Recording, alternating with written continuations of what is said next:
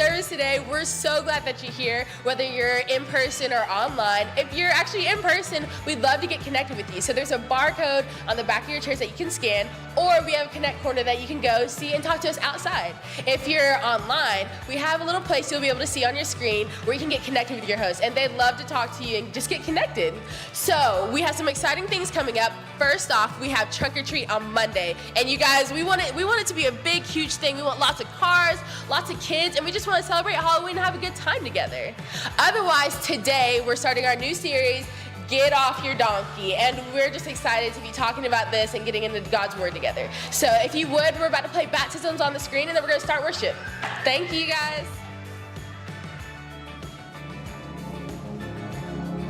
What's up, Rock Church? We want to invite you guys to go ahead and stand up and let's worship.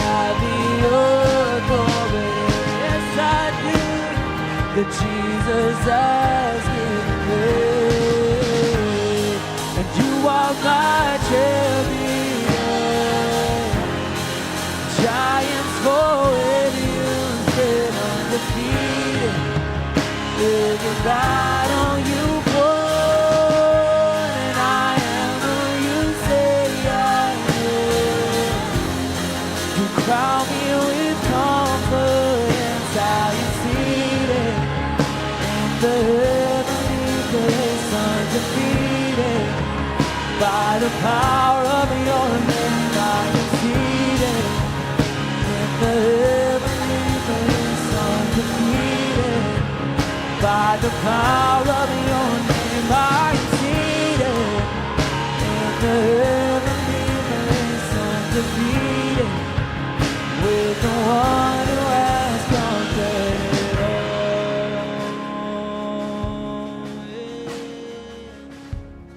And you are my champion. Giants fall and you stand undefeated. Every battle you won, I am who you say I am. With confidence I am seated in the heavenly the power of your name, I am seated in the heavenly place, undefeated. By the power of your name, I am seated in the heavenly place, undefeated, with the one who has conquered it all.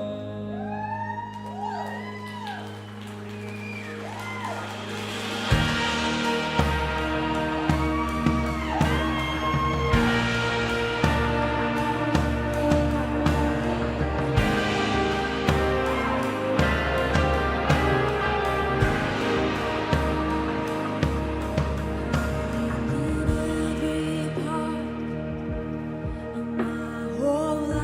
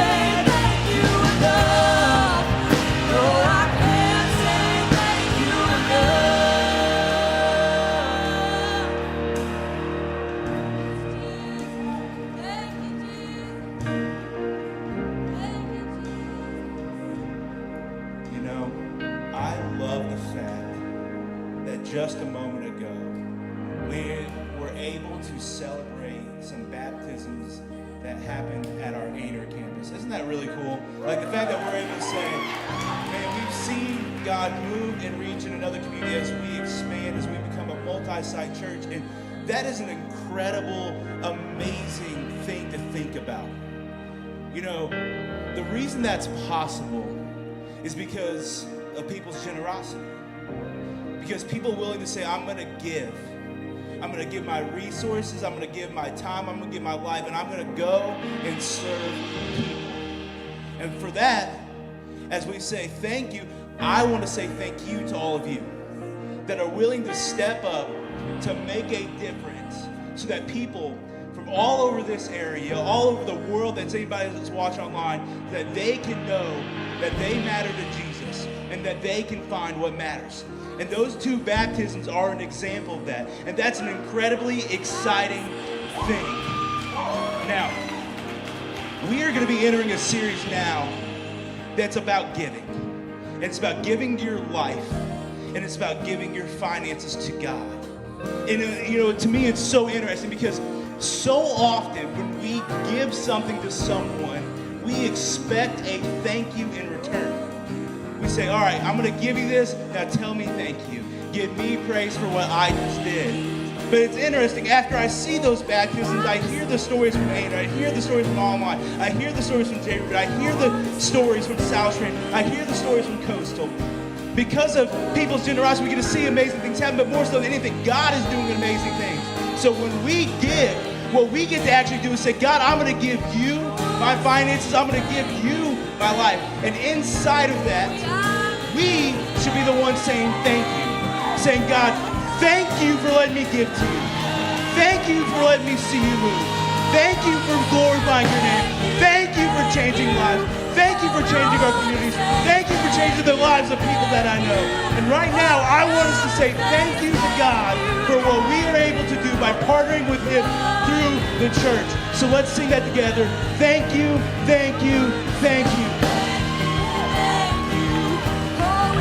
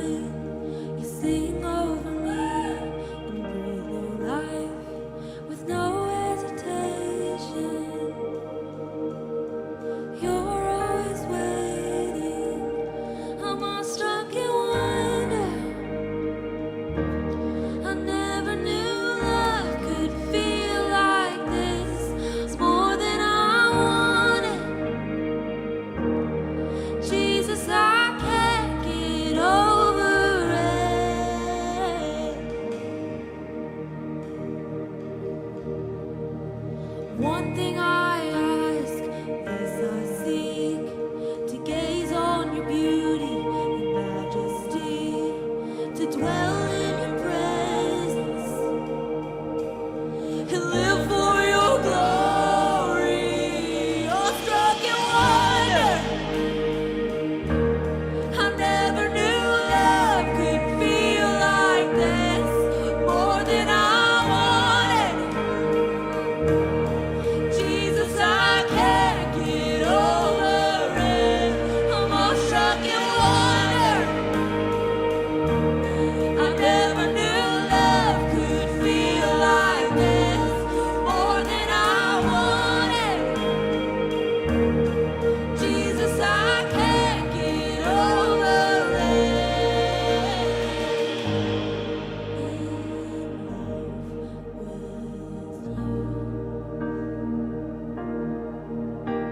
I'm so in love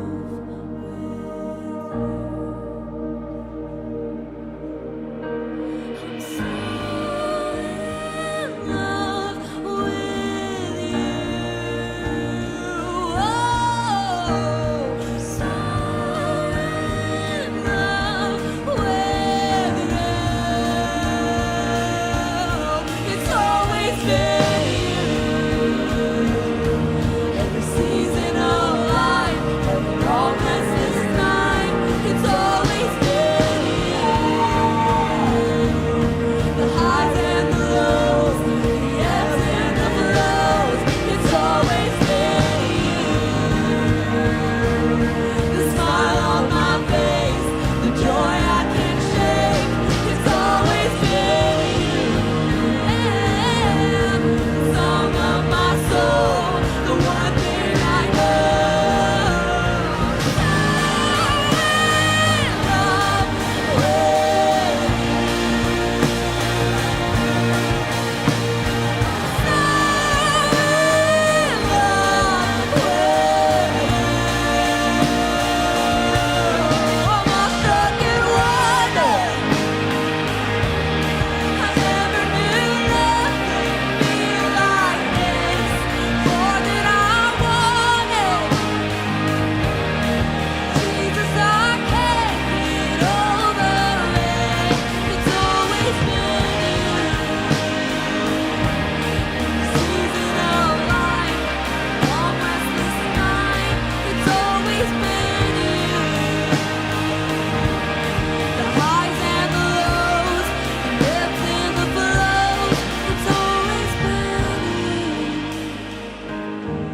The smile on my face, the joy I can't shake, it's always been you. The song of my soul, the one thing I know.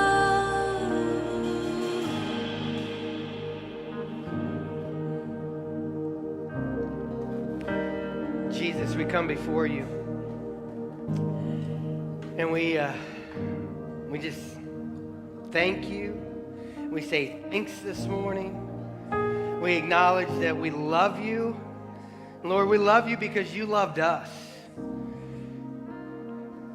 We are awestruck by your beauty and your majesty, Lord, and we pray that it moves us to live our lives according to your word.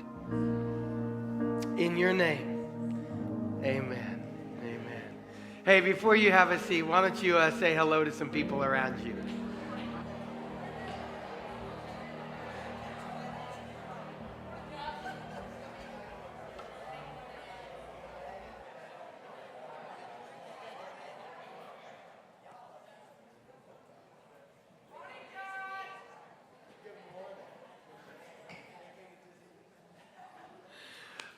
Well, hello, Rock Church. How's everybody doing today? You guys good? So it's great to see you. I want to welcome everybody who's here in Conway. We're excited that you are with us right now. I know also, and I won't embarrass the couple, but we have a couple who watches every week from Pennsylvania who's in town at our Conway location today. So I want to welcome them as well. And then we also want to give a big shout out because our Aner campus is joining us this morning. So let me hear it from all of you in Conway. and all of you guys in Aner. We are glad that you guys are tuning in this morning and just part of the church. And we are a multi-site church. So if you're new with us, whether you're new in Aner or here in Conway or watching online, we are a church that meets in multiple locations. So we meet every week currently online, Conway, and in Aner. We meet monthly at our coastal campus. We're currently meeting monthly at our South Strand campus, which next week we will be meeting there again at St. James High School. So if you know anybody in that area, let them know, because we are formulating and trying to start that campus up. So it's exciting. So if you are new with us, one of the big things I want to make sure you know is, as a church, our goal is to help people find what matters. And we really believe this happens best when you get connected. So if you're not connected, today's the day.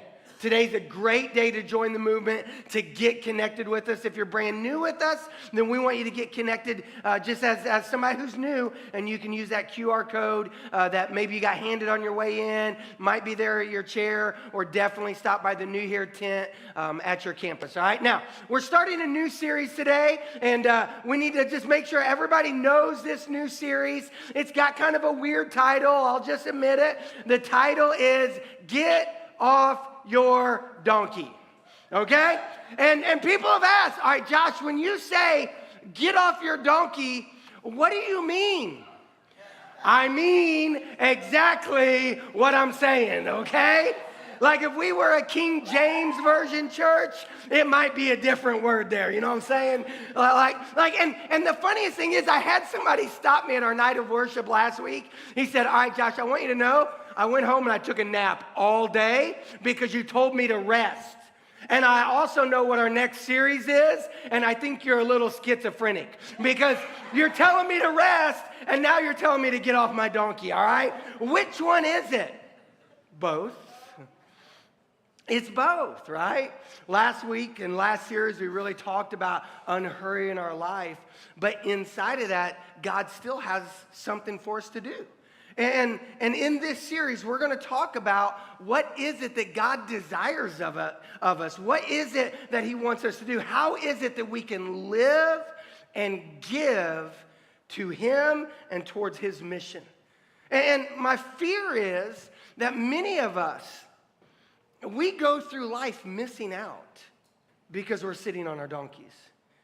Like just in general, like oftentimes, like we might be sitting, we might be stationary, and I don't just mean sitting in a chair, I mean just stationary in life, and we don't go on to do what God is calling us to do, and maybe it's because, maybe it's because we're stubborn, maybe it's because that we're lazy, could be, maybe it's because of fear. That we're like, I'm afraid to go and do what God's calling me to do, so I'll just sit here, and fear has a grip on you. But this is what I know.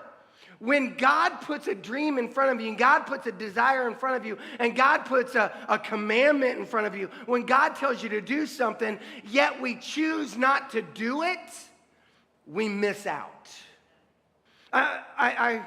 I heard this being lived out a little bit this week. My wife and I, we were at breakfast yesterday morning, and she was telling me about something that happened at her school on Friday. That if you don't know, my wife works for a school, and she was serving inside of the early childhood area. There was a teacher that had to leave for a little bit, so she just stepped in to the early childhood room, and she served in there for about an hour, and it was with kids with special needs. So she had four-year-olds who have special needs, who are primarily kind of nonverbal.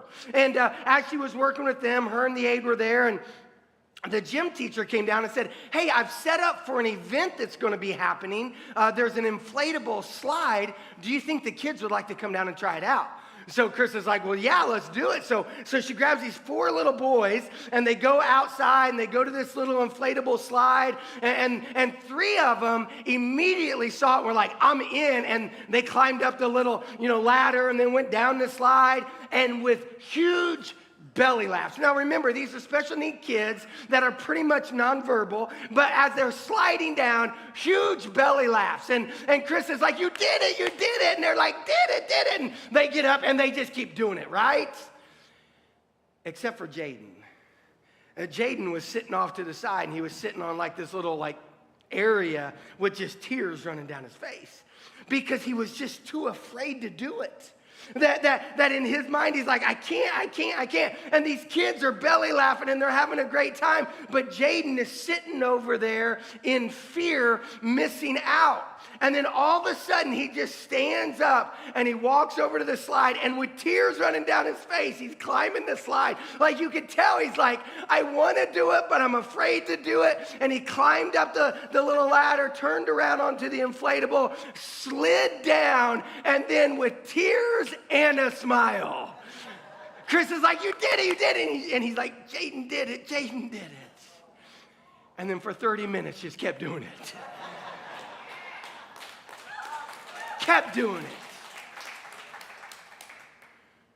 I'm afraid that some of us are like Jaden, sitting off on the side going, I know what I ought to do, but I'm afraid to do it. So we just sit there on our donkeys. And we miss out on the joy that God has for us. I don't want you to miss out. I don't want you to miss out on the calling of God. I don't want you to miss out on the joy of God. I don't want you to miss out on what God is calling us to do. And this series is to challenge us to get off our donkeys and to do what God calls us to do, especially in the way of living for Him and giving to Him. But most of us, or many of us, I should probably say it that way, many of us, when it comes to this idea of living for Him or giving to Him, we sit back in fear, especially when it comes to finances. That finances is something that scares many of us. That many of us in the room, we've had fear over our finances at times. We've had anxiety. We've had worry. And then when you hear at church, like you need to give to God, you're like, oh, I don't know. That scares me. I'm not for sure about that. Listen, I want to challenge you. And I'm happy to do this. Because this is what I know. If you will turn your finances, your giving, and your life over to God, you won't miss out on your finances. You'll actually live a life that is incredible ride of joy. So I don't want you to miss out. Yet I know some of us are. I know that just by looking at some of the stats in our church. Let me throw some stats up on the screen for you to see. That as a church, we have what's called a per capita giving of $24, all right? Now, just to make that real simple, churches, they do a metric, so what is called per capita giving, and all that means is for every individual that comes, there is a dollar amount that people give, meaning that for each person at the church, on average, we give $24 per person. So if you're single, in essence, it's $24. We're not saying this is a charge or anything. I'm just saying that's the level at which we give. That for married people, like if you think there's two of us in our family, then per capita, we're at $48, all right? Now, you might look at that and go, that's good, that's bad. I don't know. I know the national average is $63.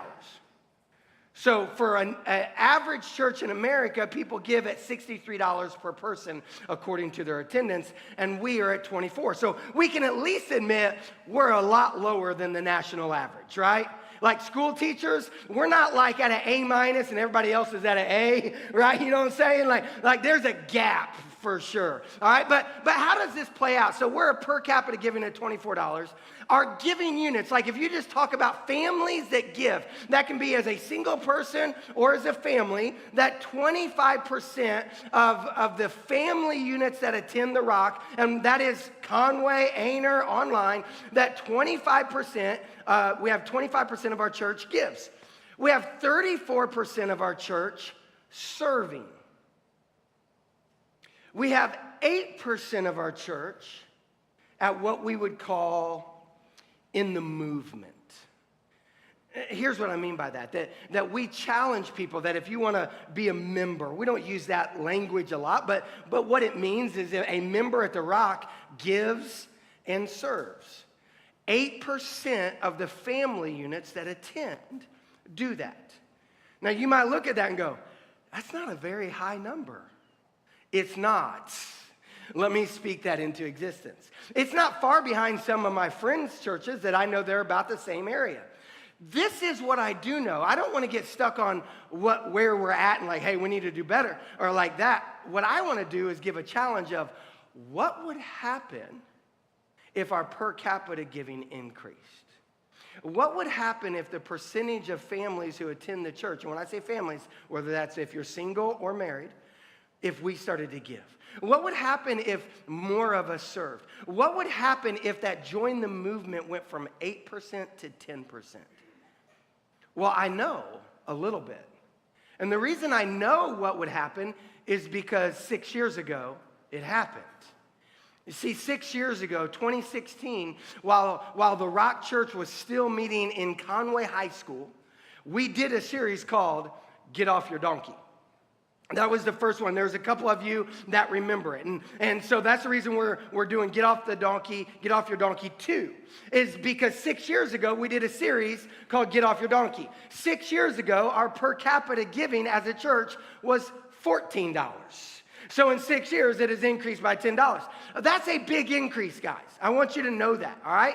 That in those 6 years, we went from one church that met in a high school to a church that bought property here in Conway and now meets in Conway, that also meets online, that also meets in Aner, that also meets at Coastal, that also meets at J. Rubin, that also is meeting at the South Strand. We have 2 full-time missionaries on the mission field. Here's what I'm trying to say is when we get off our donkey, God does amazing things. And I want to see that happen again. Like I want to see 6 years from now us going, hey, do you remember 6 years ago? Look at what God has done. Because people have said, man, I'm about the movement. Like I'm about jumping in. I want to give in a way that matters because I have found what matters. What would it look like if we just increased those percentages just a little bit? Well, that's what I want to challenge us to do. And to do that, well, we've got to be willing to live and give in a way that matters. We got to be willing to give like Abigail. And let me talk to you about a couple right now. Their names are Nabal and Abigail.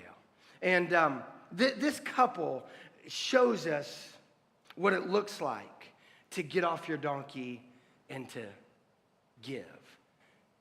That it's found in 1 Samuel chapter 25. And to set it up, let me say this, that what's going on here is this is a book of the Bible. It's called a history book, in essence, that it was recording the history of the Israelites. And the Israelites at this moment, they had a king named Saul who had pretty much been removed from his seat by God, that God had anointed a new king named David. Now, Saul was still in the palace, was still on the throne, but God had said David is going to be the new king. And in 1 Samuel, we're reading about how Saul is trying to kill David and the things that are going on in his life. And inside of it, we catch a glimpse of this neat little story about Nabal and Abigail. And I want to read it to you. It comes from 1 Samuel chapter 25. It reads like this. It says, then David moved down to the wilderness of Maon. There was a wealthy man from Maon who owned property near the town of Carmel. This man's name was Nabal, and his wife Abigail was a sensible and beautiful woman. But Nabal, a descendant of Caleb, was crude and mean in all of his dealings. Let's just stop here for a second and let's make sure we catch what's going on, that we get introduced to Nabal and to Abigail. Now, Abigail, it says that she was beautiful. It says that she was sensible, meaning that she had beauty, probably outward beauty and inward beauty, and she was wise. But in addition to just being beautiful and wise, she was married to a man who was really the opposite. That it says about Nabal, it says that he was crude and mean in all of his dealings. That he was crude and mean. That probably the best way to say it is he was a fool. Now, the reason I can say he was a fool is because if you go to the Hebrew, like we all know, like our names mean something, right? Give me a pause for a second.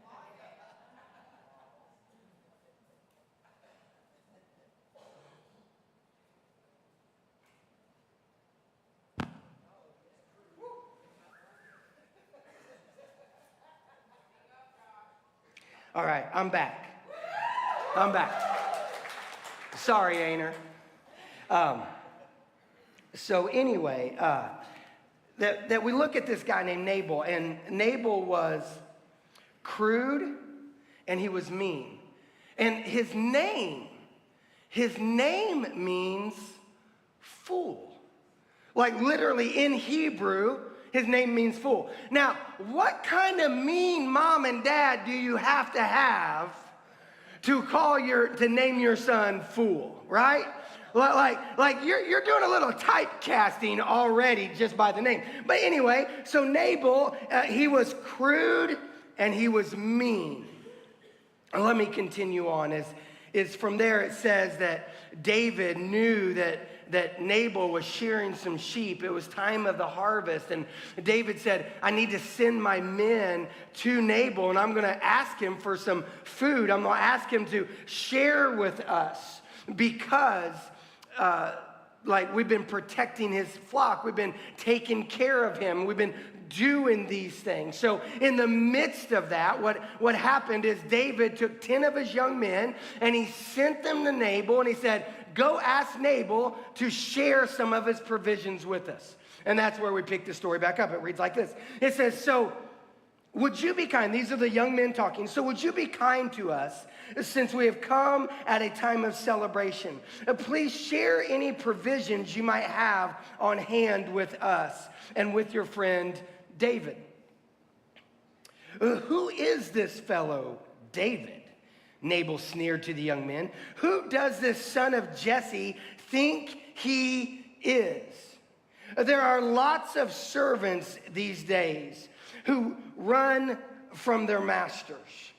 That basically Nabal here is he's talking about David. And he's saying, who is this David guy? He's saying, all I know is that I serve a guy named Saul, and Saul has made me prosperous. This David guy was a servant of Saul, and it seems like he's run from him. So you might be from him, but it seems like my ruler is Saul. Why would I do this? And then he goes on and says this.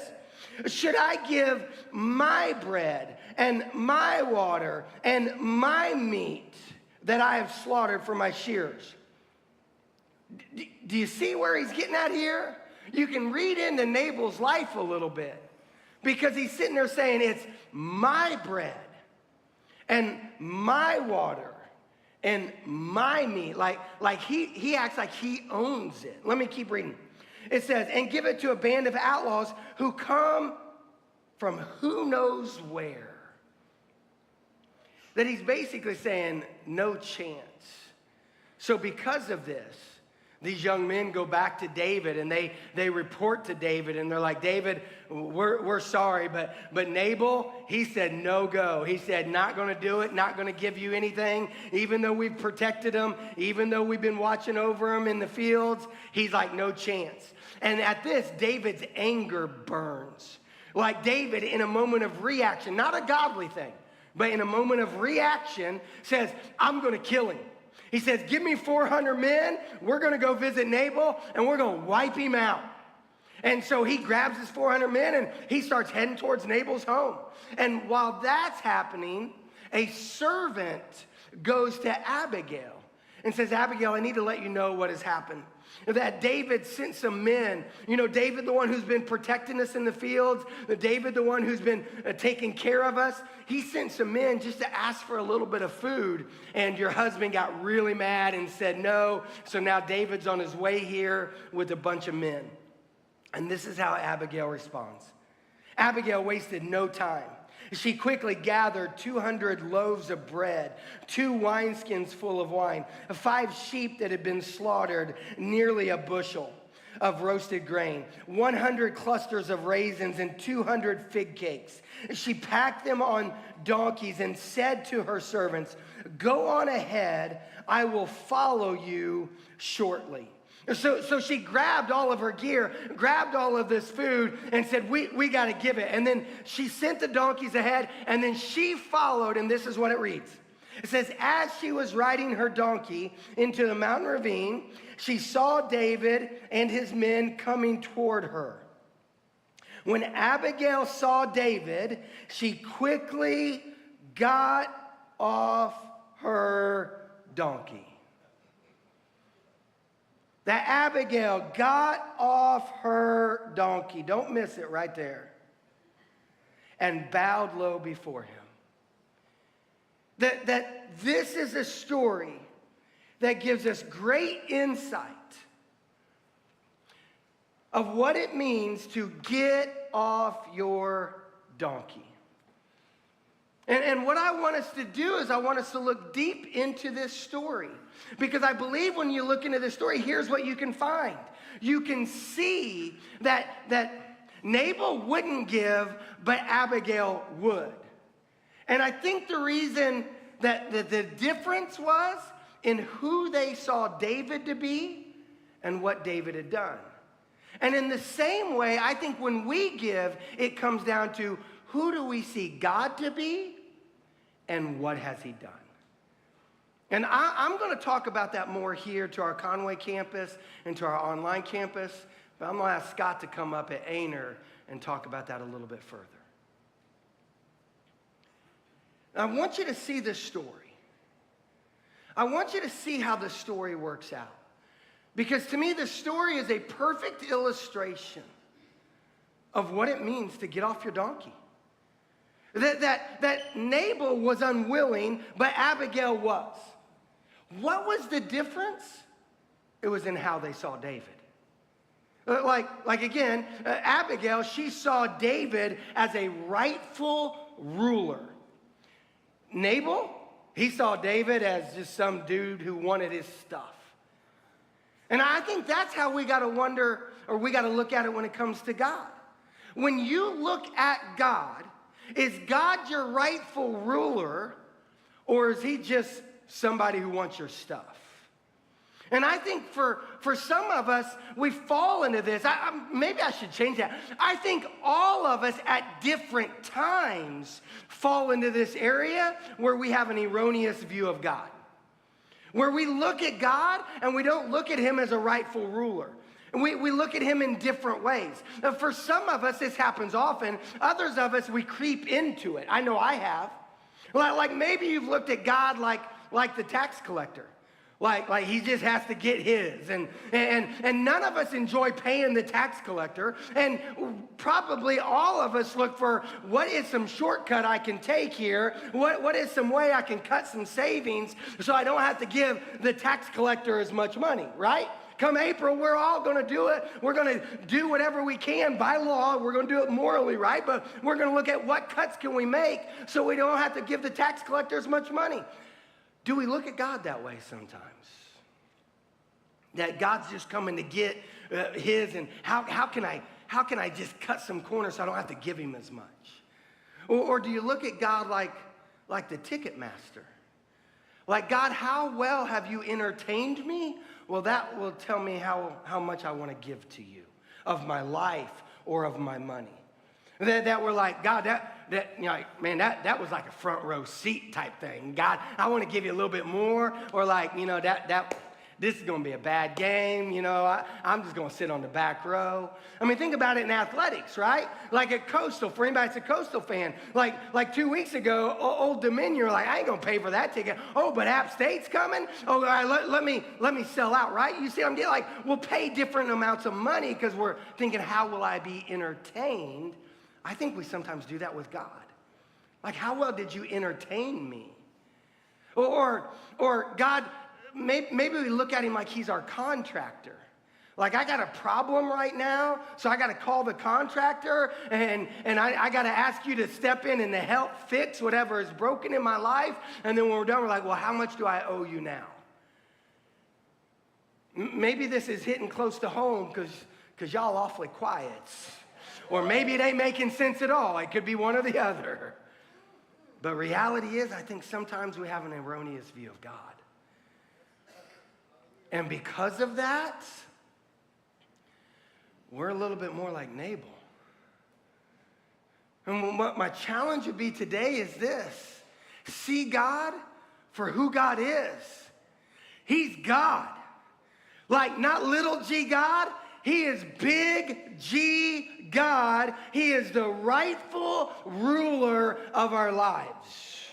That's who God is. And everything that is here is his. Everything we have, everything that is in place is under his control. Now, I love the way the psalmist says it. It's Psalm 24. It reads like this. It says, the earth is the Lord's and everything in it. The world and all its people belong to him. For he laid the earth's foundations on the seas and built it on the ocean depths. That the psalmist is saying, everything is God's. He controls it all. It goes on, he says this: yours, O Lord, is the greatness, the power, the glory, the victory, and the majesty. Guys, when I read that, like if I was in a Pentecostal church right now, like we'd be going a little bit, right? You get me, Laura? You know what I mean? I'd be like, oh, his is the greatness, right? Roderick, you with me? Like his is the greatness, the power, the glory, the victory, the majesty. That's God. That he is powerful. He is glorious. He is victorious. He is majestic. And he owns everything. Let me go on to the next verse before I get carried away. It says, we adore you as the one who is over all things. Wealth and honor come from you alone, for you rule over everything. Look at this last verse. Everything we have comes from you, and we give you only what you first gave us. That we understand who God is. So we say, because of who you are the rightful ruler and what you've done. See, again, go back to the story of Nabal and Abigail. And Nabal, when David came, it's just a simple request saying, hey, can you help feed my men? Because we've protected you. We've protected your shepherds out in the field. We've protected your sheep. See, Nabal had it all wrong. Nabal thought that it was because of Saul that he had this blessing and this wealth and this livestock and this grain and this food. He thought it was all because of Saul. He put his belief in the wrong king because Saul hadn't done anything for him. It was David who was protecting him. It was David who was watching over his sheep. Everything he had really came because of David's sovereignty over his life. Abigail understood that. So Abigail said, listen, I'm going to give you wine. I'm going to give you figs. I'm going to give you grain. I'm going to give you meat because everything I have in my house comes from you already. You have done great things for me, so let me return it to you. She recognized what David had done. And I want us today to recognize what God has done in your life. See not only who he is, but what he has done. Every good gift comes from him. The guy who wrote the book of James, he said it this way. He says, whatever is good and perfect is a gift coming down to us from God our Father. Like whatever is good, anything good you have in your life is because of what God has done for you. And then he goes a step further and he says this. He says he chose to give birth to us by giving us his true word. And we, out of all creation, which he rules all creation, we out of all creation became his prized possession. That you are loved. Maybe a way I could say this is you matter to him. You matter. You matter so much, and if you look at it, it says this, that he chose to give you birth by giving you his true word. His true word, what is that? It's Jesus. That the Father gave me, the Father gave you, the Father gave us his true word, which is Jesus Christ.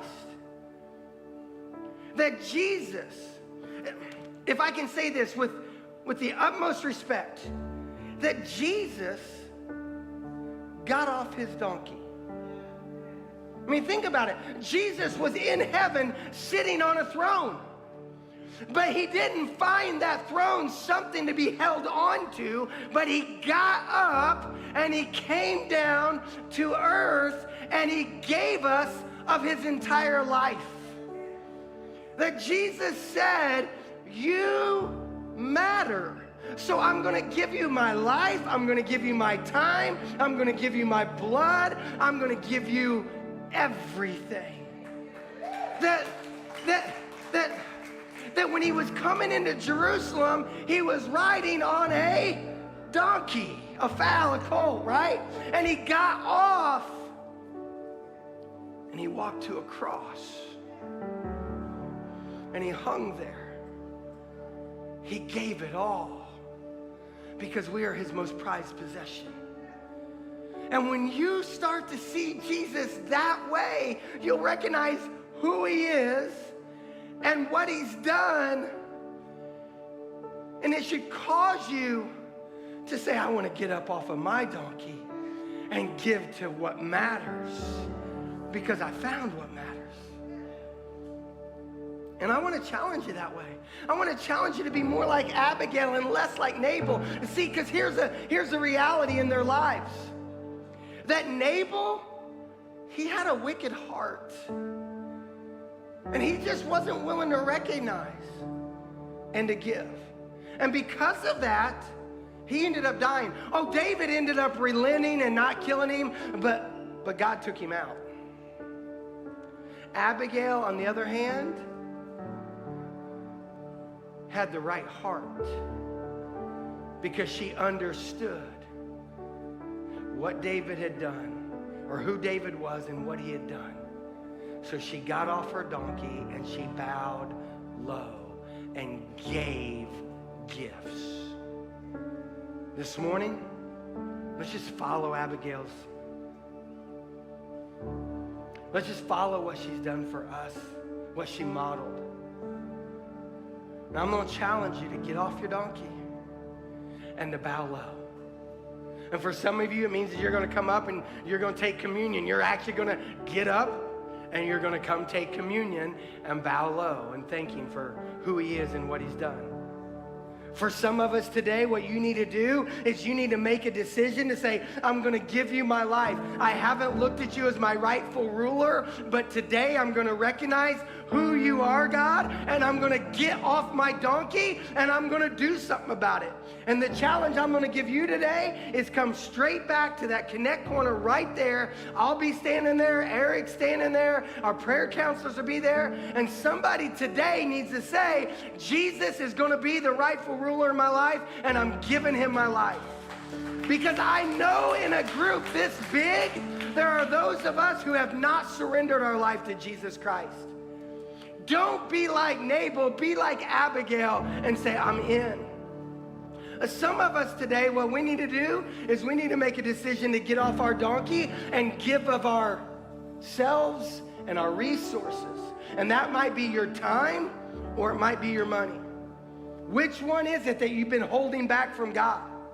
And whatever it is today, if it means you need to start serving him either inside the church or outside the church, do it and get off your donkey today. Go to the Connect Corner. We'll help you do it. Others of you need to say, you know what? I haven't been giving to God any of my finances. Or I haven't been given to God financially in a way that matters. And today I'm making a decision. I'm getting off my donkey and I'm doing it because I'm going to recognize who he is and what he's done in my life. I'm going to get off my donkey and I'm going to bow and recognize. That's a challenge. I'm going to ask us to go ahead and stand up. Just by standing up doesn't mean you got off your donkey, though. Now, let's move into a time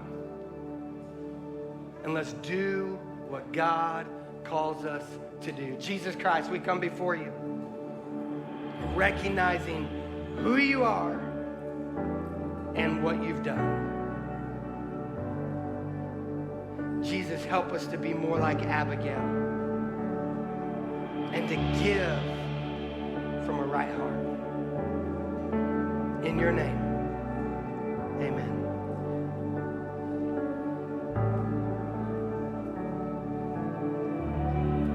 I'm returning to the secret place, just an altar and a flame. Love is found here in our sacred space. I hear your voice, I see your face.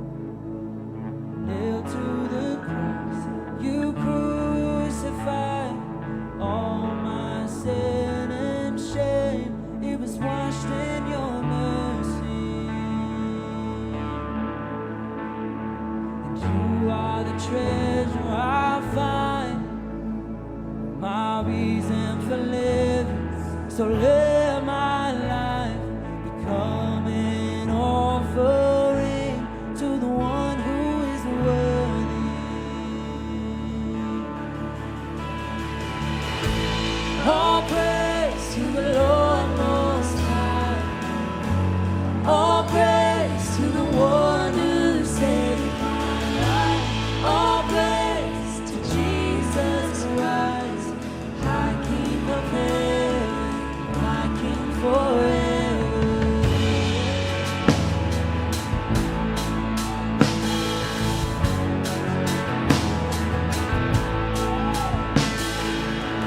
From the gates of my heart, the veil between was torn apart. Now you hold the keys to the grave. Yes, you do. You bring things to life and you roll souls away. All praise to the Lord Most High.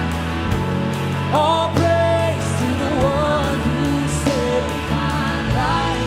All praise to Jesus Christ, our King of heaven, our King forever.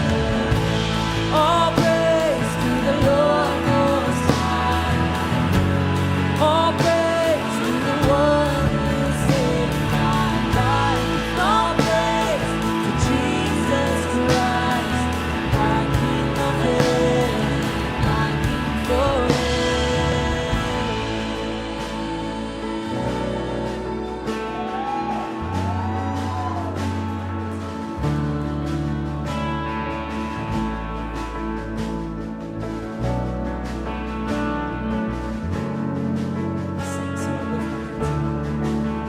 So I lift my hands up, lay my whole life down, my whole life down before you. So I lift my hands up, lay my whole life down, my whole life down is for you. So I lift my hands up, lay my whole life down, my whole life down for you. So I lift my hands up, lay my whole life down, my whole life down is for you. So I lift my hands up, lay my whole life down, my whole life down for you. So I lift my hands up, lay my whole life down, my whole life down is for you. All praise to the Lord Most High. All praise to the one who saved my life. All praise to Jesus Christ, our King of heaven, our King forever. All praise to the Lord Most High. All praise to the one who saved my life. All praise to Jesus Christ, our King of heaven, our King forever. So I lift my hands up, lay my whole life down, my whole life down before you. So I lift my hands up, lay my whole life down, my whole life down is for you. All praise to the Lord Most High. All praise.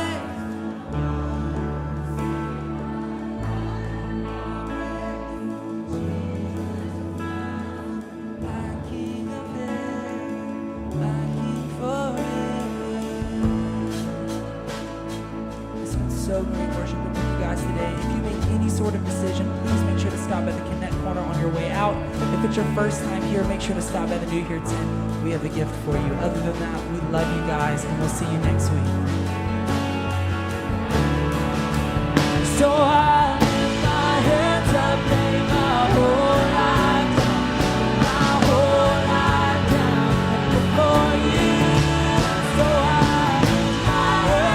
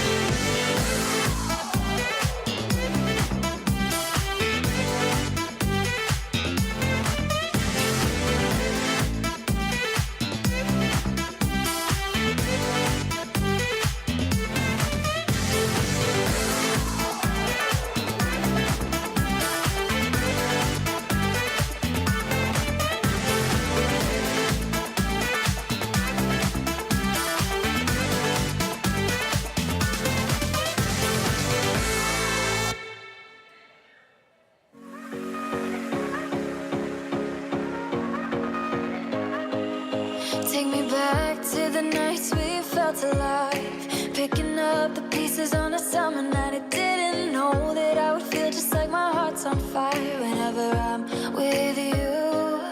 Cause we go back in time to thrills I miss and all the things I wish we did. All I know is that I need somebody like you. Cause I can't waste another night sitting here alone, hoping for your voice on the telephone. I know it's a supercut as you walk away, playing in my mind all the things I never close my eyes and the sky's on fire. I can't waste another night sitting here alone. We can do it all again and I'll never let you go.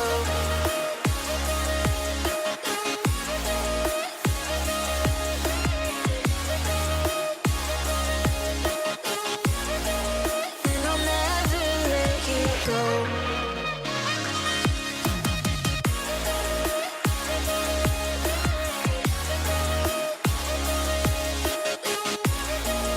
And I'll never let you go.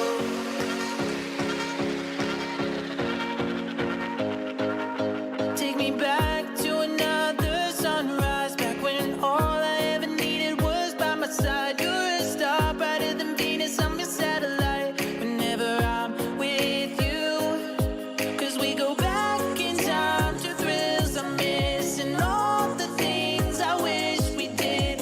All I know is that I need somebody like you. Cause I can't waste another night sitting here alone, hoping for your voice on the telephone. I know it's a supercut as you walk away, playing in my mind all the things I never